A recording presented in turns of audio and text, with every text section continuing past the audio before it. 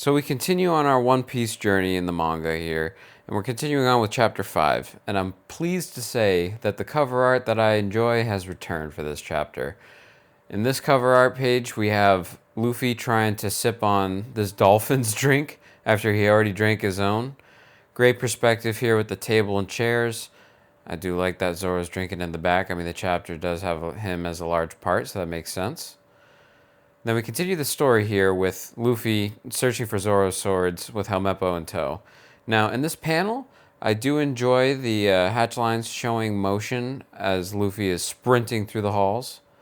Now, one thing I don't remember from the anime is when we flash back to Zoro and Kobe in the present time, and Kobe was just previously shot at by the Marines, and he seems to have gotten hit in the shoulder. I don't remember that being in the anime, but you know, it's a nice touch. Kind of adds a little bit of maturity to it compared to the anime, I'd say. Kobe shares the realization that Zoro's deal with Axe Hand was never going to be honored by Axe Hand. He was just going to be executed, and that's why Luffy got upset with him last chapter. And then after that, we get Zoro's backstory. Now, Zoro's backstory, I mean, we have the infamous Down D Stairs event, but one thing that I thought was really interesting about this was how Oda uses these silhouettes of like the house and the trees to indicate nighttime in a black and white manga. I think that that is quite expert use of silhouettes. You can see that the moon's up in the background too, that helps a lot, but even without that, I feel like I'd be able to tell that it was nighttime in this scene. Very clever usage of value and silhouettes. But back to the present situation at hand.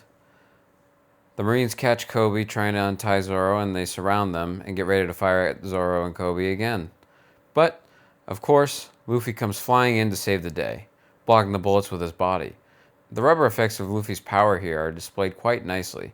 Oda even drew the tears at Luffy's clothing at his backside being ripped open by redirecting the bullets. Then we get Oda's usual hatch lines to indicate the bullets flying back out from Luffy's deflection. Masterful use. I like how all the hatch lines kind of culminate at Luffy's center. I think that gives a nice little center point effect. Now, either Zoro faces execution or a chance to fight back by joining Luffy. And, well, faced with that kind of choice, it's obvious that Zoro would have to take up Luffy on his offer. That's where that chapter leaves off. However, we have a nice little section here by Oda talking about his character design, which I found very interesting and funny.